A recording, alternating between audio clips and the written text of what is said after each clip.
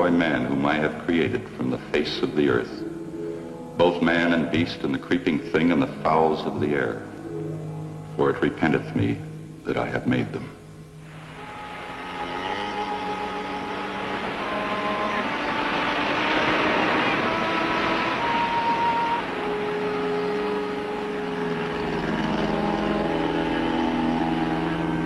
Make that line fast.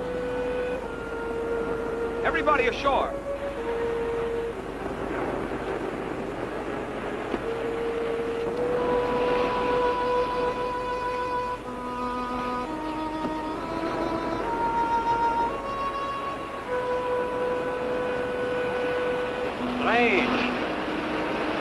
We can see only a small part of the island from this spot, but yet you can feel lack of welcome, lack of abiding life, huh? Yeah, I felt the same when I came here before to rescue your first one. I not only knew that they were gone, but that they were lost completely and forever, body and soul. Please, Lieutenant. Some of those men were our friends from the same institute. I'm sorry, Miss Hunter. I'm not so sure you are right, Monsieur Quinlan. Maybe their bodies are gone, but who can tell of their souls, eh? Maybe if I call to them, they will answer. Their ghosts will answer. McLean! Hello! Hello! McLean!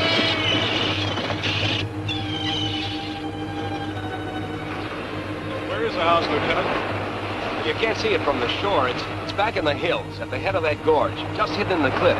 How fitting. Might as well have a look at it. Well, they're coming in with the second load of supplies from the plane. Now let us set right up.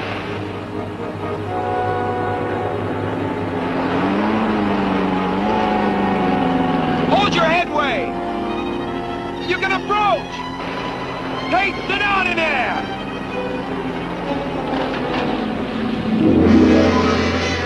Well, get him up! I see him, he's on the bottom!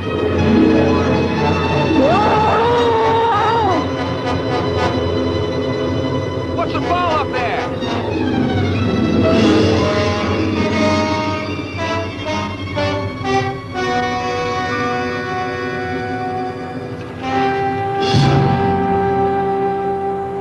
Help us. Cover him.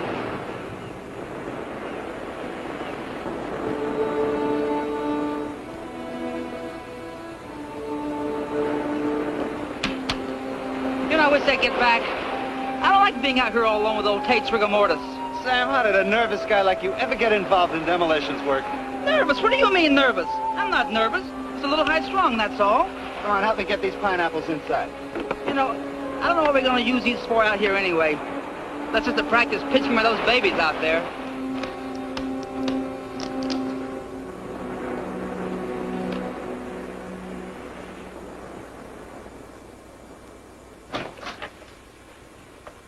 Took his head off. His head? I'm afraid so. We're going to take him back to Eniwetok for burial. I hope that man's death is not an omen of things to come. Well, frankly, Doctor, I wouldn't care to stay here with you. But if you run into trouble or you need extra supplies, you can always reach the base by radio. And as of this rotten weather, it'll let us get back to the base at all. Something in the air is wrong. Can you tell me what it is, Lieutenant? Well, I don't know, sir. Maybe it's because there's no sound. No animal noises of any kind.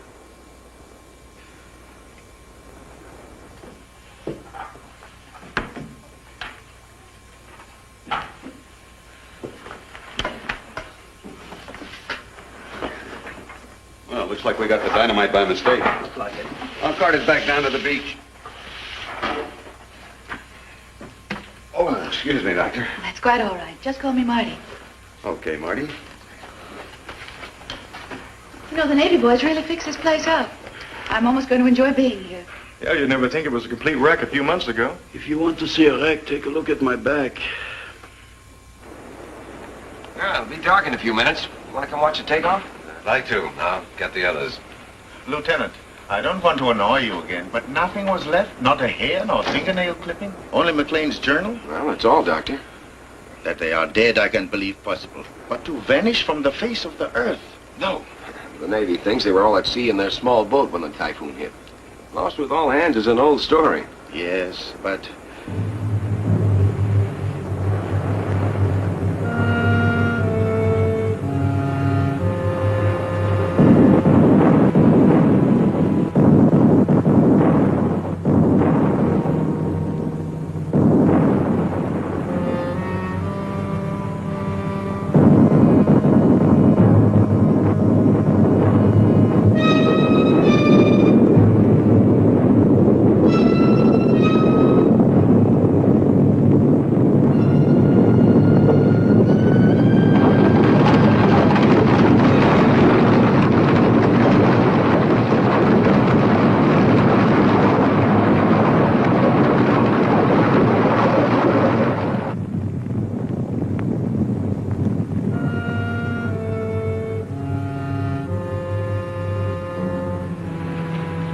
Everybody okay? Yeah, it looks that way. You okay, Mac? Yeah, nothing that getting off this old pile won't cure.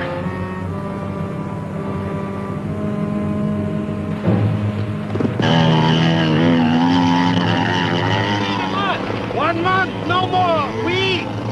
We'll watch you from the cliffs. Au revoir!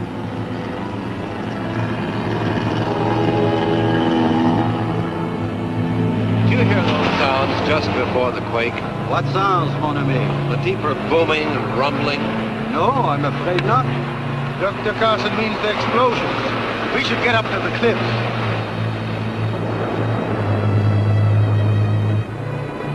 Hey, Hank, you're a scientist. How come they need a demo team like us in this hunk of dirt? I'm no scientist. I'm a technician and a handyman. So you still don't know what's going on? Well, you remember that first big H-bomb test? The one that blew Ujulap Island right out of the ocean? Now, who forgets that? A tremendous amount of the radioactive fallout came this way. A great seething, burning cloud of it sank into this area, blanketing the island with hot ashes and radioactive seawater. Dr. Vigon's group is here to study fallout effects at their worst. Dr. James Carson is a geologist. He'll try to learn what's happening to the soil. The botanist, Jules Devereaux, will examine all the plant life for radiation poisoning. Martha Hunter and Dale Brewer are biologists. He works on land animalism while she takes care of the seafood. Dr. Carl Vigon is a nuclear physicist. He'll collect their findings and relate them to the present theories on the effects of too much radiation. We blow up mountains for the geologist Carson. But this is the second bunch of brains to come out here. What happened to the first? They were here, and a storm hit, and they were gone. That's all anybody knows. Doesn't anybody wonder? Everybody wonders. They just don't like to talk about it. Come on, we'll miss the takeoff.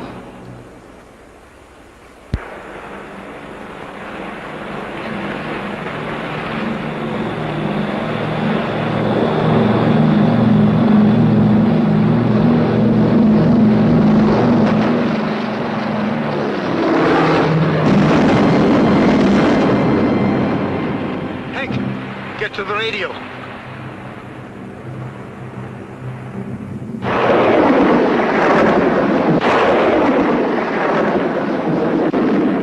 There's something. It's a commercial station. Probably Manila or Samoa. It's all from beyond the area of disturbance. I don't get a thing on the Navy bands. Keep trying. All those men killed. We can't even send word through this storm. The Navy will send a search plane, honey. No, the Navy will assume that Lieutenant Quinlan decided to remain here rather than risk the storm. I know Weetalk's probably getting as much static as we are. Probably. Which means we can't do anything until conditions improve. So why don't we let Hank keep trying while we begin our own work?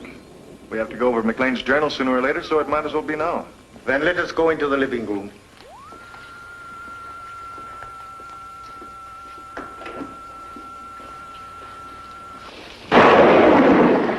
Thursday, March 11th. Today, Dr. Vendia's culture failed to produce any sign of bacteria, though left for 5 days in the open. Friday, March 12th. This afternoon, Professor Carter found a large piece of flesh having the same composition as that of the common earthworm, but measured 24 inches by 8. With this section as a measure, the worm-like creature would be more than 5 feet in length. Most intriguing is the tissue's consistency. It proved impossible to cut, knives passing through the flesh, leaving no mark. Fire was applied to the tissue, and the calorie result? The journal ends there.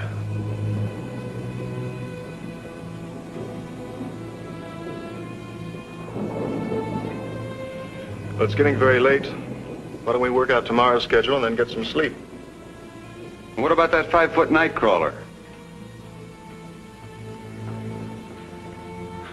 Well, excuse me for being so stupid, me and that book you're reading. We weren't laughing at you, Hank. It's just that McLean didn't really mean to imply that the flesh was from a big worm. He said from a worm-like creature. You know, it might have been a sea worm. They've been known to grow much longer than 5 feet. Well, excuse me for shooting my mouth off, but the journal didn't say anything about the sea. Just talked about worms.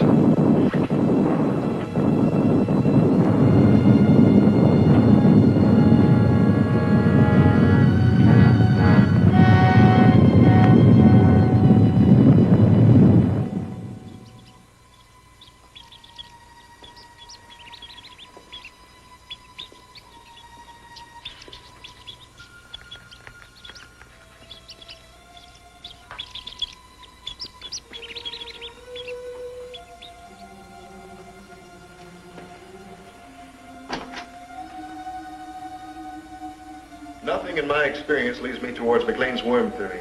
Nothing. You would know better than I. But why, I asked, did the writer stop in the middle of a sentence? Yes, why, Carl? Unless something really unusual happened, I'm sure he would have finished. We shall find out, I think. Well, Jim and I will head down the South Valley in the morning. You know, I haven't seen any insect life since we arrived. Shh. Quiet. Listen.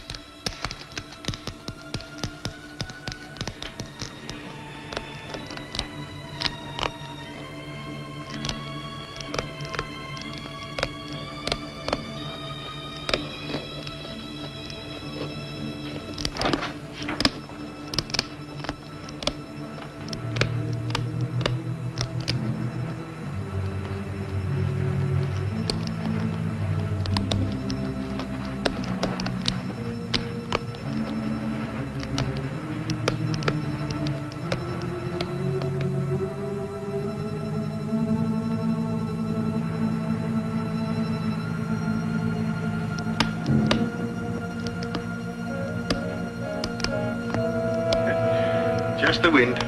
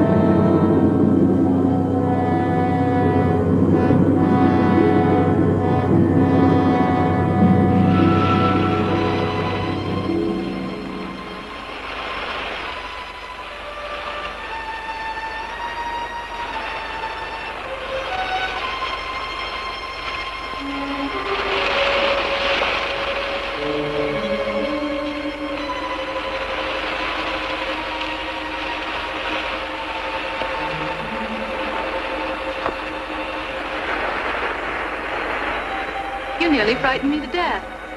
Well, no, I couldn't very well announce myself into watertight. Besides, you look scared down there.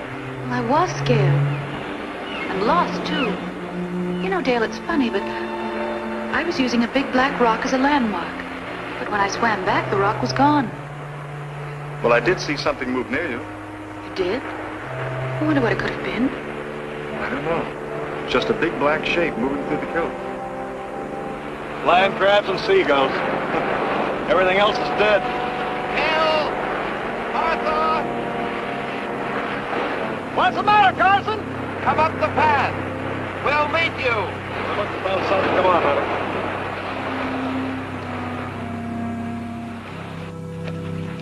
Oh, hold it. That rate will drop right off. Off what? Come, see for yourself.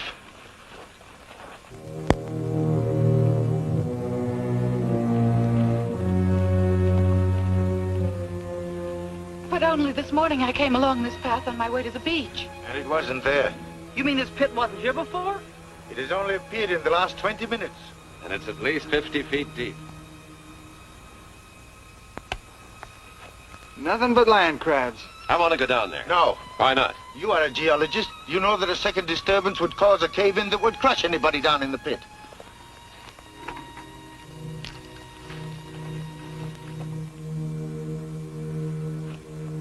He seems pretty definite, Jim. Is he right about a cave-in? He could be, assuming this was caused by a disturbance.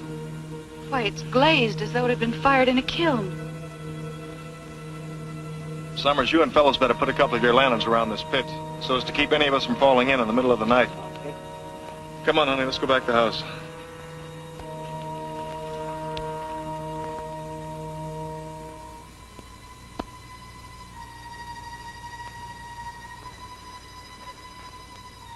Martha, awake. Martha Hunter, awake. Awake, Martha. It is McLean. Awake. McLean? Martha, come to me. Help me. Help me.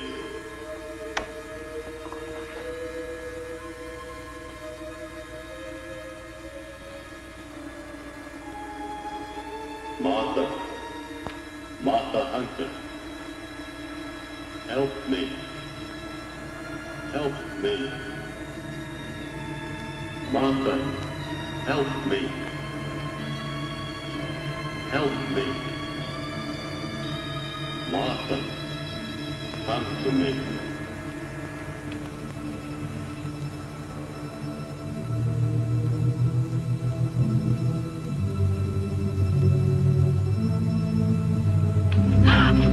Jim, but... So you heard it too? Yes, it was Orville McLean's voice. He called me as plain as day. Strange, because I only heard him call my name. How could the Navy search this whole island and miss a survivor? If he is a survivor. What does that mean? You heard him as well as I? Well, someone could have been imitating his voice. Well, who would do that? I don't know, but I do know that McLean's dead. Maybe, maybe not. I'm going to find out for sure.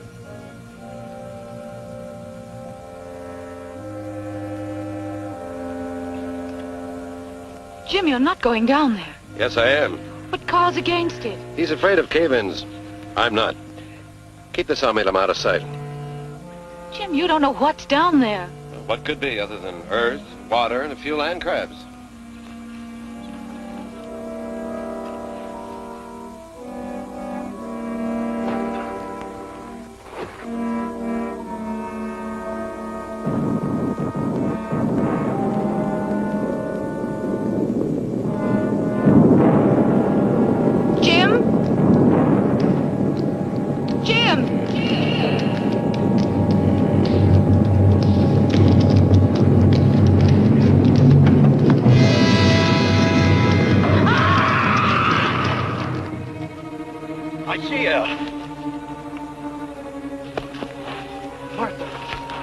Marty!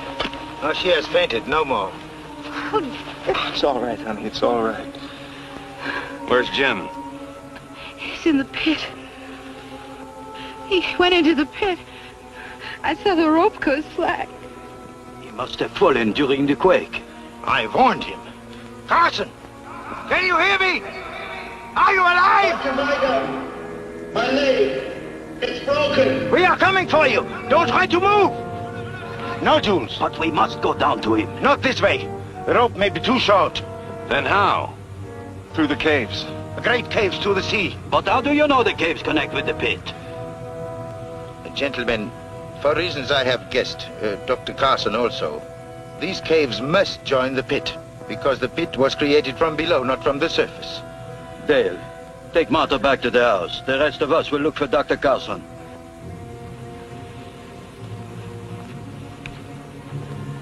Dale, I'm all right. They'll need you with them. If we can bring Dr. Carson out, 2 of us are enough. If we can't, a whole army will do us no good. Are you hiding something from us, Doctor? A theory, perhaps? Maybe. Come, we must hurry. You all right? Just a little shaky. Let's get back to the house and get some coffee.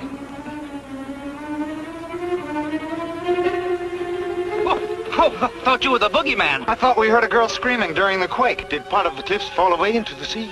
Part of them. Well, it was pretty dark where we were, but it looked like the whole island was coming down. The boulders almost crashed us in the tent.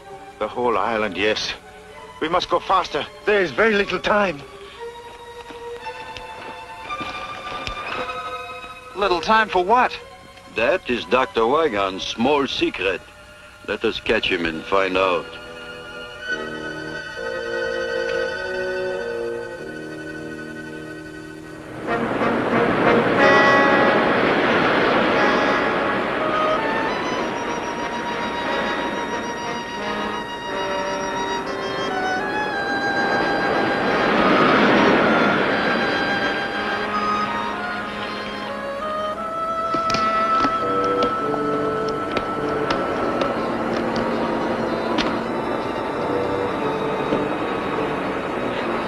Why did you try to stop me from throwing that rock?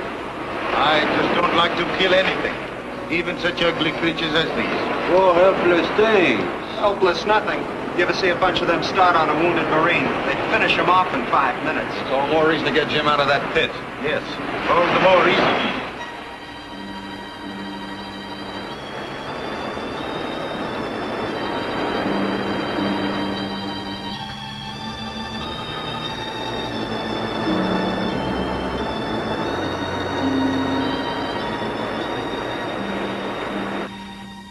Now, what do you want with McLean's journal now, honey? I just thought I'd look through it and see what it was Max said about those great caves appearing in the sides of the hills. Well, it didn't say much, except that it always happened at night. She was right in here. There it is again. Not a quake. No, the other sound. I heard it at the pit.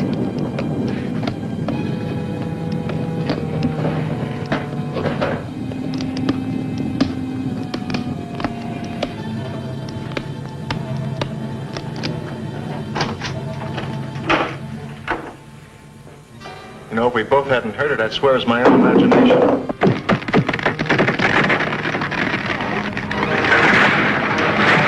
Dear, what can it be? I don't know, but I'm going to find out, and I'll stay here, Monty. Don't go in there.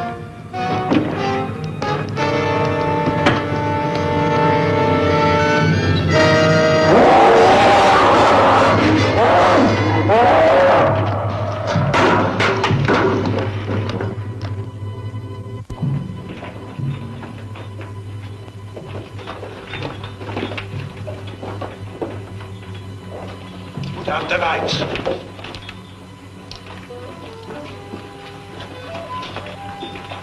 There's light ahead. It's coming from the pit. Carson, we are near you! Come quickly. He's still alive. So let's get him out of here. We will get him out. But we must move with caution. Why?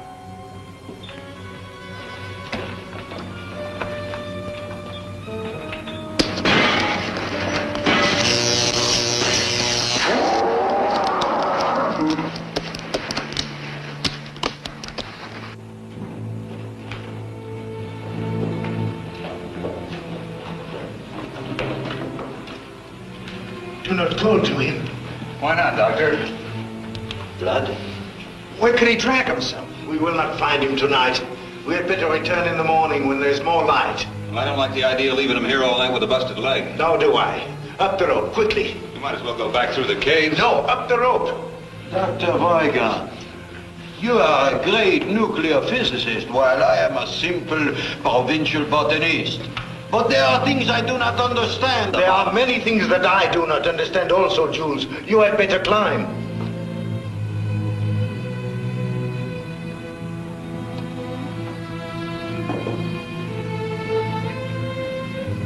Our tent pint's just outside the cave. We don't have to go up the rope. Up the rope.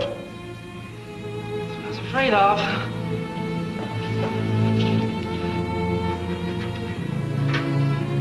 It stopped. Whatever it was must have damaged the wiring. Light one of the kerosene lamps, will you, honey?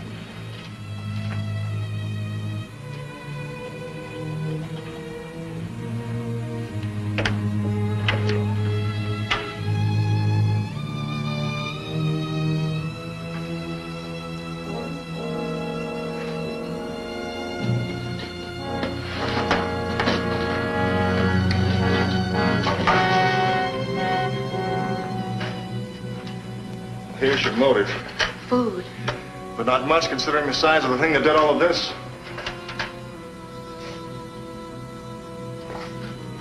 I guess there's no point waiting for the rest to get back. The storm should have let up enough for me to get through to the Navy now. Come on. Oh, Dale.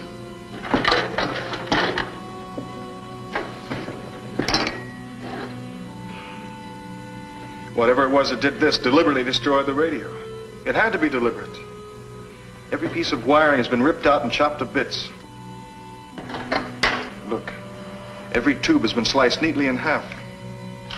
And it had to reach way inside to do it without wrecking these cabinets. Well, all I can say is, why wasn't I invited to the party? Not funny, eh? Well, that's as it should be.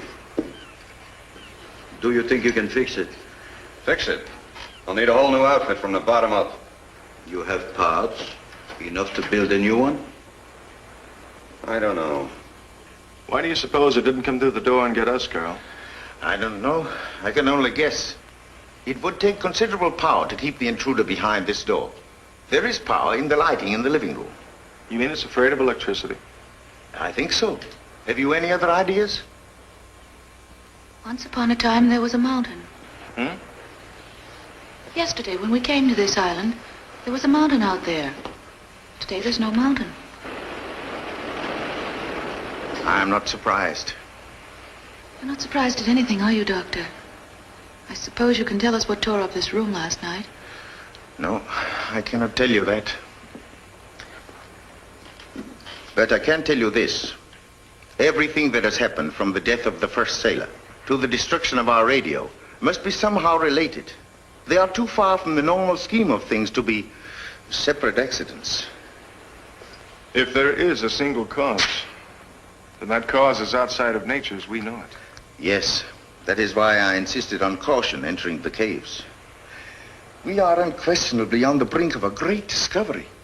It is not likely that that discovery will be of a pleasant nature. That is the sum of my knowledge. If you need more, I suggest you ask Dr. McLean when next his voice calls in the night. Now, let us again seek Dr. Carson.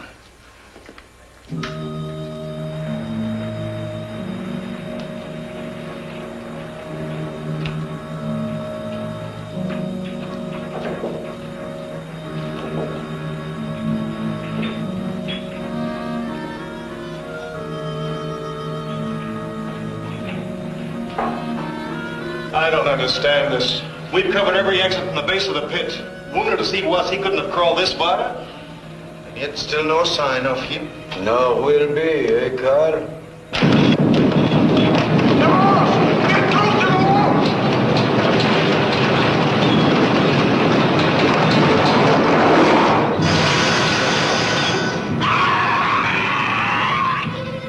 Something to tie it with. Top of my pack, Carl. You'll need a tourniquet, too. Hello there, anybody alive? You all right? How did you know we were in here? We didn't. We were on the other side of the island. Well, what used to be the other side of the island? Most of us fall into the drink already. So we run in here when we heard you call. Call. We didn't call you. Whose voice did you hear? Well, it sounded like the other guy. You know, the fellow fell into the pit. So he is still alive. If we do not move fast, Jules will not be alive. Come, give us a hand.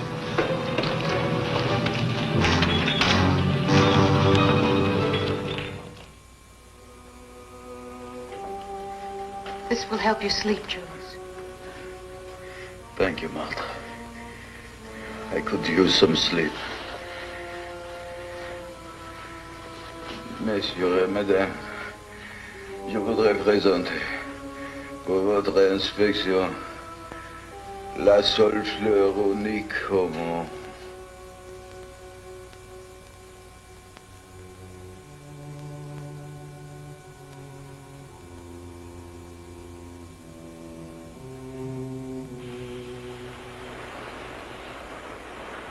Give me 2.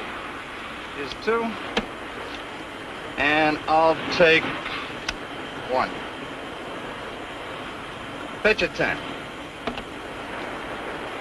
Okay, I bet you 10, and I'll raise you 10. If you're not careful, you'll raise us both 10 feet. What's the matter, nervous? What do you mean, nervous? Okay, what do you got? 3 queens. Well, big deal, so you finally won a hand. I'm still 106 of dynamite and 1 wild explosion ahead of you.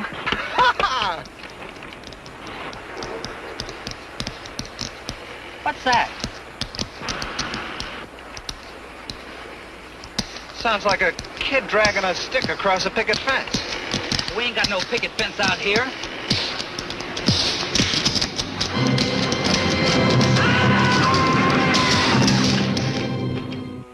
Professor Devereaux.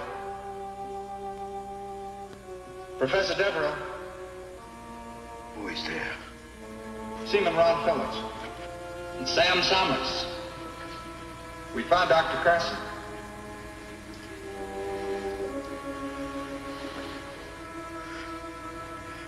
Where are you? We're outside. We can take you to Dr. Carson, but you've got to be quiet. Very quiet. Will you come?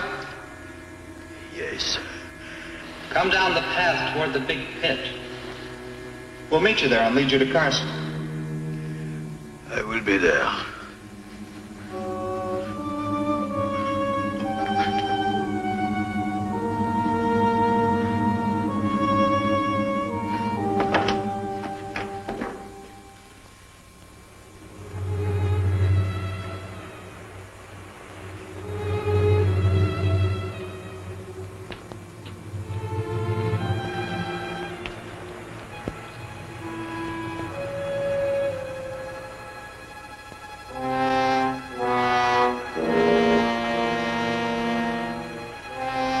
Fellows! Summers! We're right here, Professor.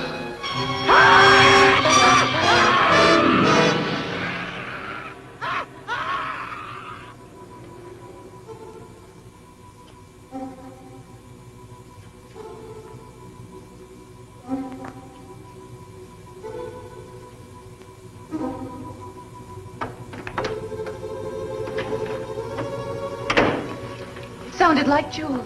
Devereaux? Yes. What is it? I am here. Are you all right? Yes. The pain is less. Keep talking. We thought we heard you cry out. I have been asleep. Perhaps you were talking in your sleep. Ah, yes. Then I hope I did not blemish the reputations of any fair ladies I may have known. You didn't mention any names. I never asked any names. Tell me of this cry you heard. It sounded like you. Like you would have sounded in your death agonies. It could hardly have been me, Doctor. When I have been here all the time, dreaming of all the things I might learn to do with only my left hand. I dreamed it was fixed with a hook. And when I... Congratulations, Dr. Weiger. Where are you? Where all of you soon will be. I shall be back tomorrow night. Bonsoir. Devereaux! Devereaux! What does it mean, Doctor? He is dead. But he spoke, Carl. It's supposed to be a ghost story? No. No, I do not believe in ghosts. We are dealing with a man who is dead, but whose voice and memory live. How this can be, I do not know. But its implications are far more terrible than any ghost could ever be.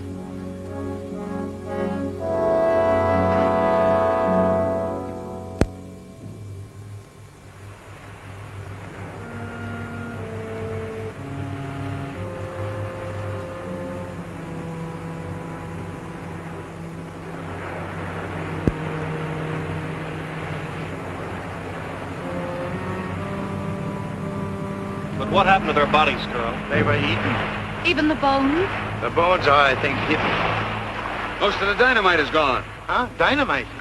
But not for grenades. I don't understand it. I don't understand it.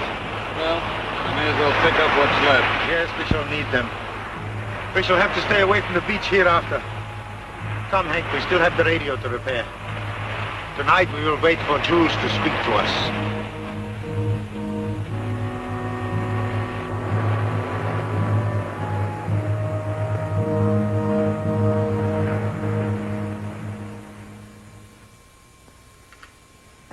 Well, it's long after dark. You should have heard him by now. We will hear. Be patient. Good evening, mes amis. I am glad you are all still with us. Be not shocked that the weapon speaks. I transmit, so I must be received. Hearken to all things matter, for I may be in them. What do you want? First, I want to reassure you that I am of sound mind, if not of body. Something remarkable has happened to me. I would like all of you to come and see for yourselves. Where are you, Jules? In the caves, at the bottom of Carson's pit. And what about Carson? I'm here too. My leg no longer troubles me. It's almost exhilarating. Will you come? Yes.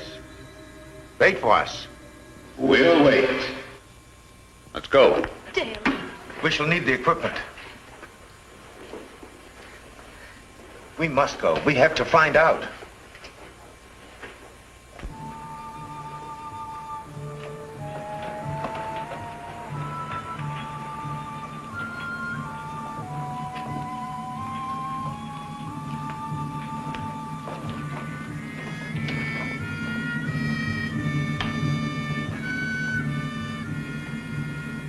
We are here! Show yourself!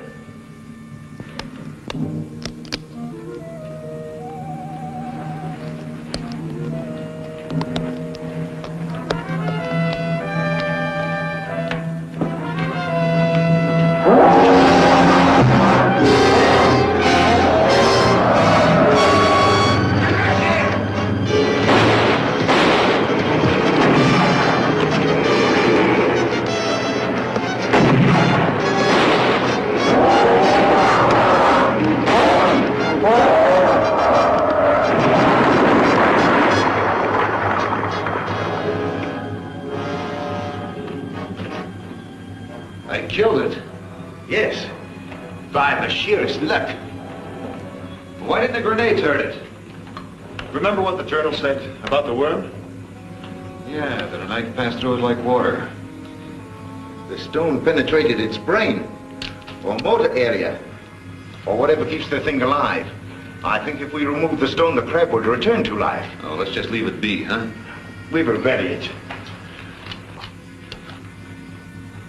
If a blade passes through it like a finger through mercury, then like a river of mercury, we should be able to sever a part of it by completely separating it from the rest of the body. Thusly. There. Now we have a specimen. Set your dynamite, Hank. Do you have any theories, Doctor? Perhaps. All I can tell you now is that this is a male land crab, which you as a biologist will know better than I. Yes, Carl. I know the species appears to be that of an ordinary land crab, but...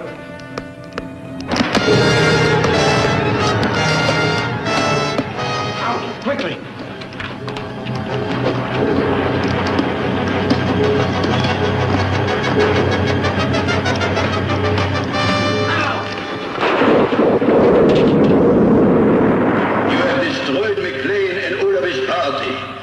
You have destroyed them and tried to destroy me. This, mes amis, was one great mistake.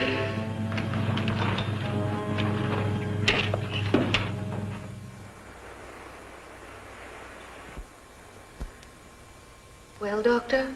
Oh, this is ridiculous. The molecular structure of this crab is entirely disrupted.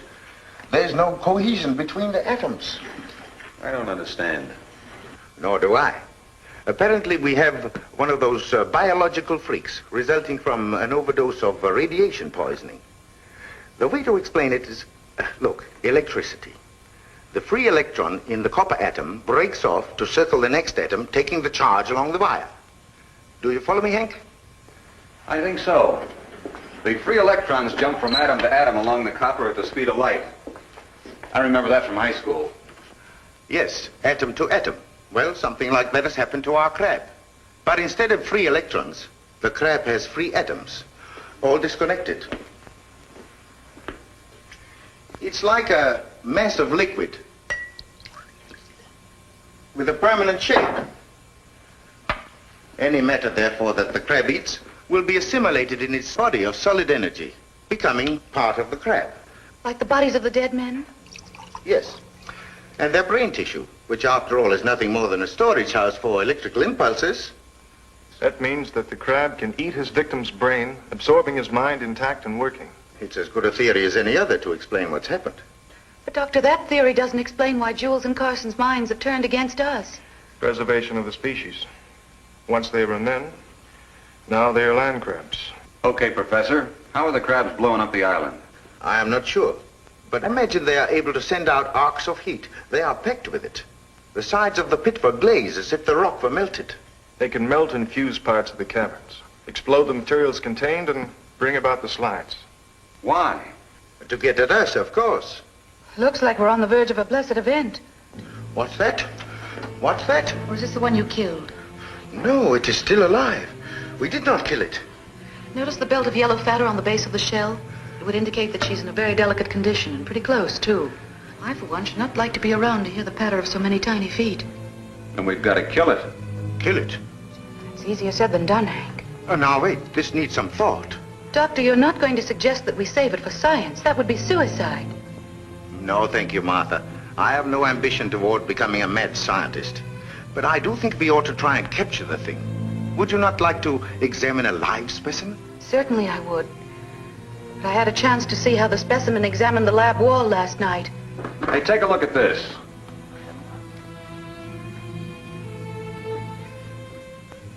You said something about the crab being afraid of electricity, Doctor. Let's find out.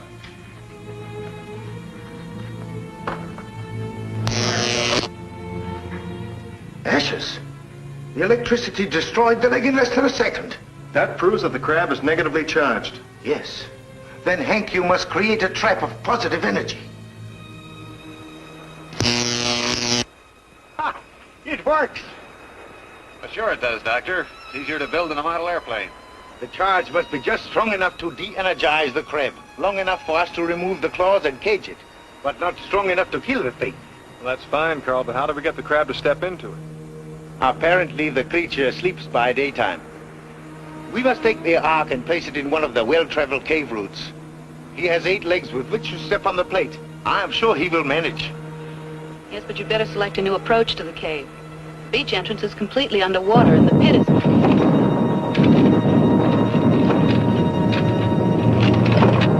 He is using the dynamite. We must hurry.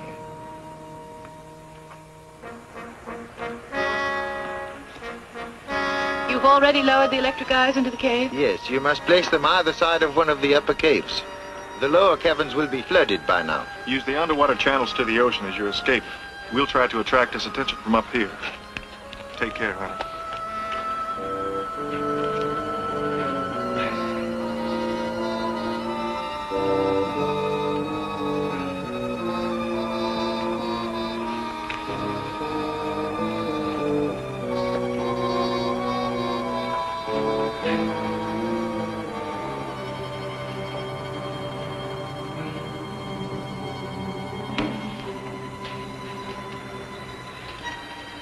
Might as well get to work. I'll plant this one, you take the other. All right.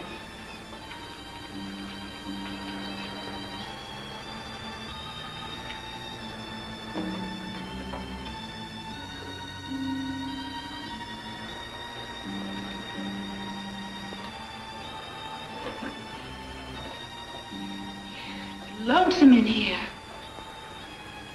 It's lonesome everywhere.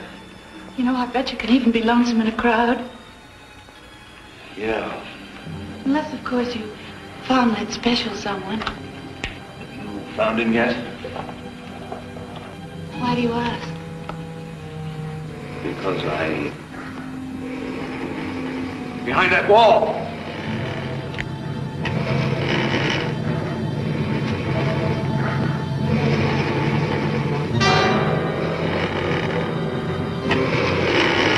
This might be the perfect time to collect some of Dr. Vigon's mercury. If I can't make it back, you get out of here as fast as you can.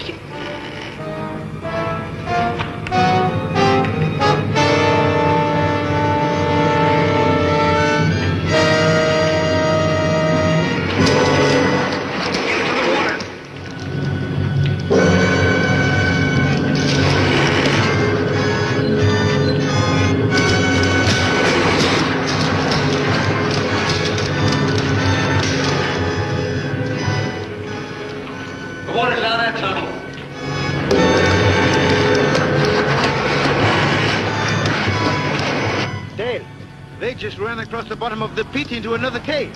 Martha! Let's get down to the sea entrance.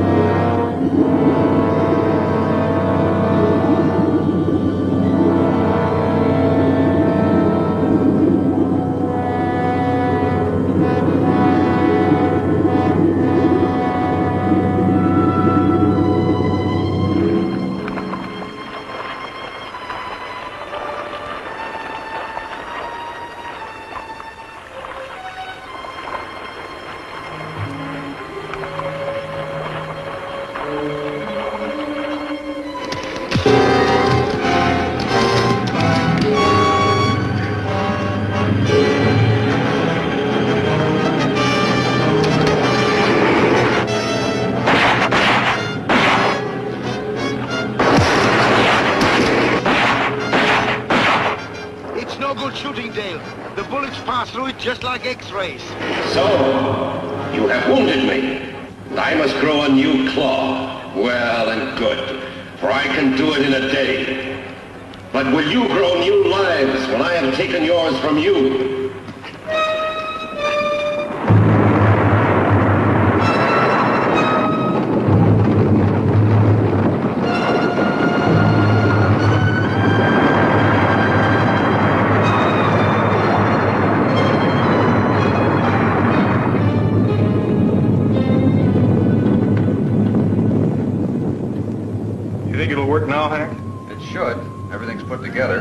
Generators always worked. All we have to worry about is the strength of our signal. That is, if Dr. Devereaux and Carson will leave us alone long enough to try it out. I'm afraid they won't. Rather than our receiving radio signals, they would prefer to receive us in that great common stomach of theirs. Well, come on, Carl. Let's go out and see what's left of this rock. I hope there is still something left upon which to stand. Well, I guess it's about time I fixed her some food.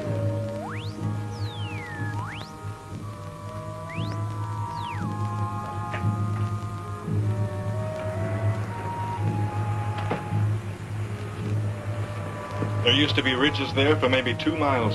Now there's less than half a city block. Soon we will have nowhere to run. That's the idea, isn't it? The path is still there. Yes, Carl, but where does it lead? To the pit and to the sea. At least to the sea. We'll soon find out.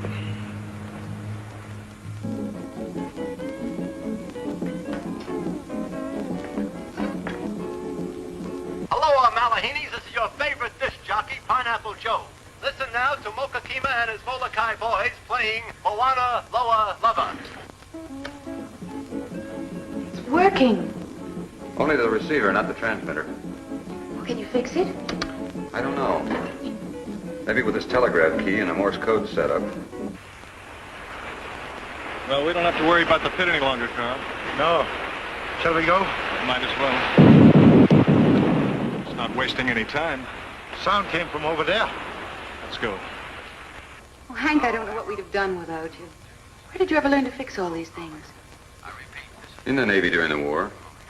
And I knocked around a lot in the radio and the TV repair business. Ended up in the South Pacific. Yeah. How'd you get here? Oh, after Dale and I graduated, we stayed on at the Institute and research. You've been together ever since? Uh-huh. And when his promotion comes through, we'll be making it a lifetime partnership. Yeah. Well, let's go find Carl and Dale and tell them this thing works.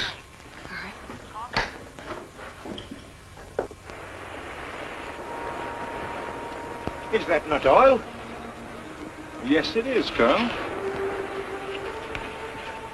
I've never heard of oil being found on the Pacific Islands before. The detonations must have opened a source deep in the island. But look, it seems to be coming from two sources. I suggest we trace them. You want to follow this oil underground? I feel we must. But the crab girl. The crab is like a rattlesnake. It can be heard long before it can be seen.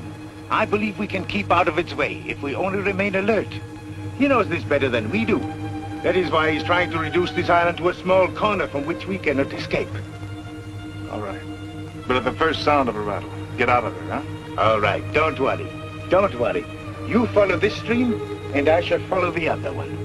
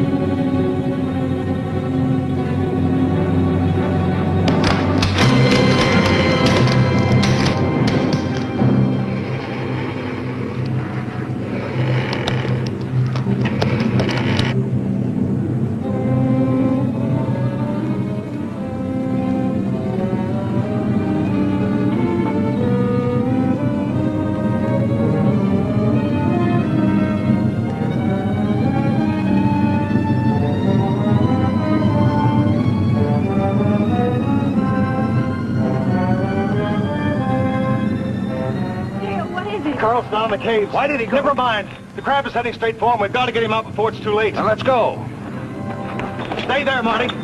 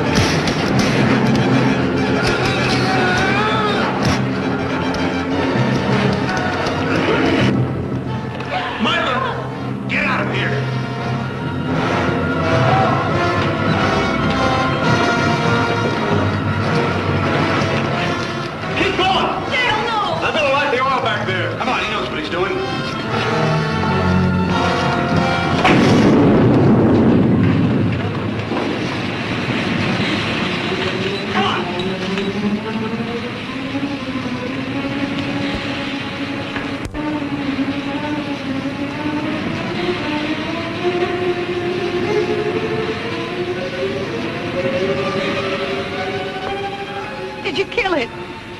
No. He can avoid the mainstream. Of all of us, I thought Carl would be the one to... That fire won't hold it very long.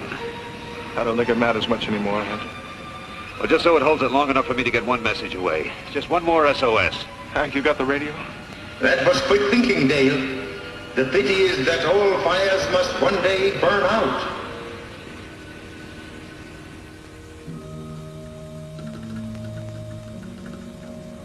You getting through, Hank? How should I know? I'm not on the other end of this thing. Oh, Hank, you must get through. I know it. It's gone dead. I am afraid that won't help you, Hank. By the time ships and planes could arrive, this island will have vanished beneath the waves of the sea. But you will not drown. You will be a part of me. And as with McLean, there will be no evidence of how you vanished, or of my existence. We will rest in the caves and plan our assault upon the world of men.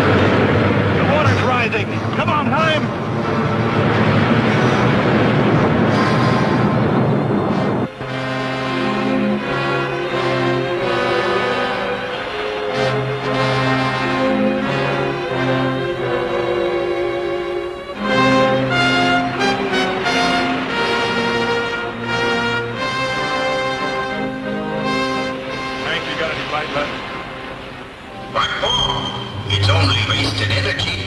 Sure, I got fight left. I don't know what good these will be now, Hank.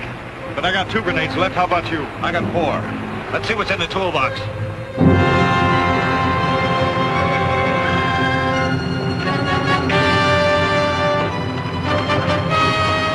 Transmitter's still working. Here, this looks good.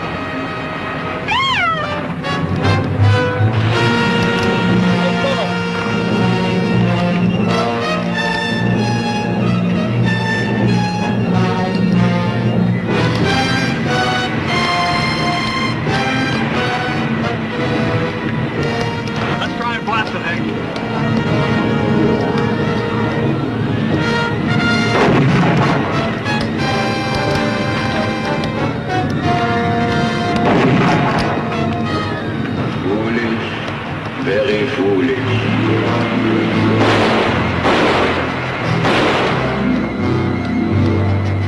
Watch it, Hank.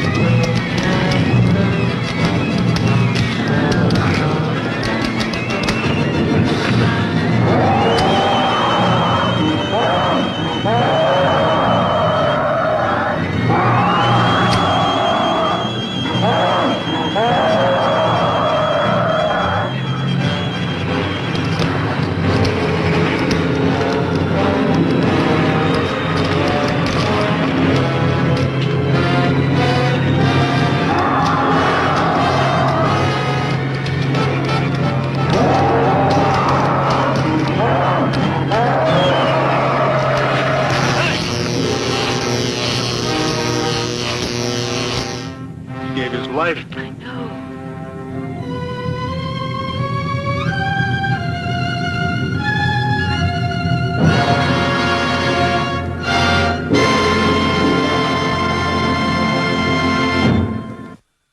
Tonight on Turner Classic Movies, James' best creation.